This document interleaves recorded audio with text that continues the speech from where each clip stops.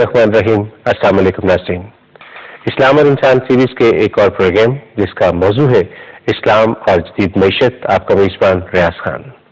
इस्लाम एक मुकम्मल ज़ाब्ता हयात है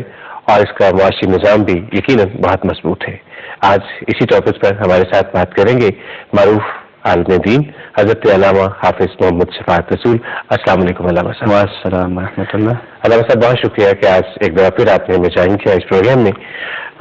जदीद मईशत के हवाले से हम जब देखते हैं कि बहुत सारे इर्द गिर्द हमारे तकाजे हैं जिनको हमें पूरा करना है, लेकिन इस जदीद माशी तकाजों को एक आम इंसान तक किस तरह से पहुंचाया जा सकता है और एक आम इंसान को इसका क्या फायदा हो सकता है, इस टॉपिक पर कहेंगे। आप सबसे पहले शुरू कीजिएगा। फलियाबुदू रब्ब हाज़िल बैतिल्लज़ी अतअमहुम मिन जू' व आमनहुम मिन खौफ। सदक़ल्लाहुल अज़ीम। बुनियादी तौर पर एक शहरी तक उसकी बुनियादी ज़रूरतों को पहुंचाना, जिसमें उसकी तालीम, उसकी तरबियत, उसके लिए रिहाइश, इलाज, मुआलजा, ये उसकी बुनियादी ज़रूरियात हैं। ये इस एक ममलिकत की जिम्मेदारी होती है और मैं समझता हूँ कि एक ममलिकत इस जिम्मेदारी को तन्हा नहीं पूरा कर सकती। नबी पाक सल्लल्लाहु अलैहि वसल्लम के दौर मुबारक और सहाबा किराम के दौर मुबारक को अगर आप सामने रखें तो उसमें ममलिकत और रियासत ने मनसूबाबंदी की, प्लानिंग की और उस ममलिकत में रहने वाले जो साहिब दौलत लोग थे, साहिब तिजारत थे, साहिब हैसियत लोग थे, साहिब निसाब थे, उनसे नबी पाक सल्लल्लाहु अलैहि वसल्लम ने कहा और उन लोगों ने उस ममलिकत के माशी निज़ाम को मुकम्मल करने के लिए अपनी हिम्मत से भी ज्यादा माली कुर्बानी दी। पाकिस्तान के माशी हालात को कि यहाँ हर इंसान अपनी बुनियादी ज़रूरतों को हासिल कर सके और यहाँ हर इंसान अपने बच्चे को तालीम दे सके, अपने बच्चे का इलाज मुआवजा करा सके, एक अच्छे मुनासिब से घर में रह सके और एक अच्छा पॉल्यूशन से पाक और साफ हम मुल्क पाकिस्तान बना सकें, उसके लिए जहाँ जिम्मेदारी ममलिकत पर है वहाँ ये जिम्मेदारी इस ममलिकत में रहने वाले साहिब सरवत लोगों पर भी है।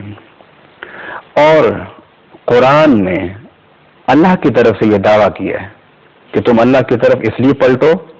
अल्लाह की इबादत इसलिए करो, अल्लाह की तरफ इसलिए रुजू करो कि वो रब कहता है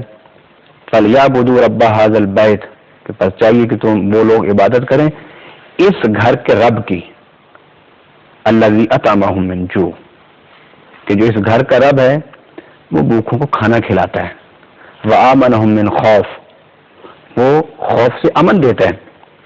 यानी अल्लाह अमन देता है, अल्लाह खिलाता है। इसका मतलब क्या है कि रब्बुल आलमीन ने रिज़्क़ को पैदा करने के तमाम ज़राए पैदा कर दिए, ज़मीन के अंदर सलाहियत रख दी, ज़मीन पर रिहाइश करने की हमें सलाहियत अता फरमा दी। तो उस रब्बुल आलमीन ने जो इंसान की मईशत की ज़रूरतें थी वो रब्बुल आलमीन ने पैदा कर दी और पैदा करने के बाद उस पर जो तसर्रुफ, उस पर इक़्तिदार, उस पर इख्तियार वो इंसान को अता कर दिया। तो अब ये जो चीज़ें इंसान की ज़रूरियात की हैं, ज़मीन से पैदा होती हैं, तिजारत के ज़रिए हासिल की जाती हैं, अब ये हमने पूरा करना है किस तरह के एक इस्लामी ममलिकत में, एक मुसलमानों के मुल्क में उनके रब की तरफ से ये सदा है कि मैं भूखों को खाना खिलाता हूँ। तो अगर कलमा पढ़ने वाले हों, मुसलमान हों, अल्लाह का नाम लेने वाले हों और फिर उस ममलिकत में, उस खित्ते में अगर कोई रात को भूखा सो जाए तो इसका मतलब ये है कि हमने अल्लाह की इस पुकार पर कान नहीं धरे, क्योंकि अल्लाह ने तो आकर नहीं खिलाना, खिलाने की जिम्मेदारी भूखे को तो हमारे ऊपर है। इसलिए नबी पाक सल्लल्लाहु अलैहि वसल्लम ने फरमाया है कि अगर दाएं बाएं आगे पीछे 40 घरों में अगर कोई रात को एक भूखा भी सो गया तो तुम सब के सब अल्लाह के यहाँ पकड़े जाओगे। गोया मईशत, जरूरियात जिंदगी ایک عام انسان تک پہنچانے کے لیے منصوبہ بندی مملکت کی ذمہ داری ہے، اور اس ذمہ داری کو پورا کرنے کے لیے ہر شخص کو، ہر انسان کو مالی طور پر ایثار و قربانی کرنی چاہیے۔ اور اگر حکومت اور مملکت کے اراکین اگر معیشت کے بحران سے نکالنے کے لیے اور ایک عام انسان تک اس کی ضروریات کو پہنچانے کے لیے منصوبہ بندی نہیں کرتے تو وہ اللہ کے نزدیک ایک قابل گرفت عمل ہے۔ اور اگر وہ کرتے ہیں منصوبہ بندی اور اس مملکت میں رہنے والے لوگ، دھرتی پر رہنے والے صاحب ثروت لوگ اگر ان منصوبوں کی تکمیل کے لیے اپنی مالی قربانی اور مالی ایثار کے جذبے کا اظہار نہیں کرتے تو پھر یہ طبقہ اللہ کے ہاں قابل گرفت ہے۔ اگر ہم اپنے ملک کو معاشی بحران سے نکالنا چاہتے ہیں تو اسلام اور قرآن کے حوالے سے یہ ہے کہ ہم بہتر منصوبہ بندی کر کے اس طرح چلیں اور اس طرح ضروریات زندگی کا لوگوں کا خیال کریں کہ جس طرح ہم اپنے گھر میں اپنی اولاد کا کرتے ہیں۔ بڑی خوبصورت بات کی علامہ صاحب آپ نے، اور خاص طور پر یہ جو آپ نے 40 گھروں والا ذکر کیا ہے، یہ باتیں بہت ساری ایسی باتیں ہیں جو ہمارے ذہنوں میں ہوتی ہیں لیکن ان کو ذرا ایک دفعہ ریفریش کرنے کی ضرورت ہوتی ہے۔ تو اگر آپ مختصراً بات کریں تو اسلام کے معاشی سسٹم کی بنیاد کیا ہے، اساس کیا ہے، کہ کون سی وہ چیز ہے جس کو اگر پکڑ لیا جائے تو ہمارا جو سسٹم ہے، معاشی سسٹم خاص طور پہ جدید دور کے حوالے سے، وہ کس طرح سے اسٹیبل ہو سکتا ہے؟ الحمدللہ پاکستان میں کوئی ایسی نعمت نہیں جو رب نے ہمیں نہ دی ہو۔ یہاں معاشی طور پر عدم استحکام کی وجہ ہماری خیانت ہے کہ ہم لوگ خائن ہیں، ہم لوگ مال اور دولت اس پر امین نہیں ہیں،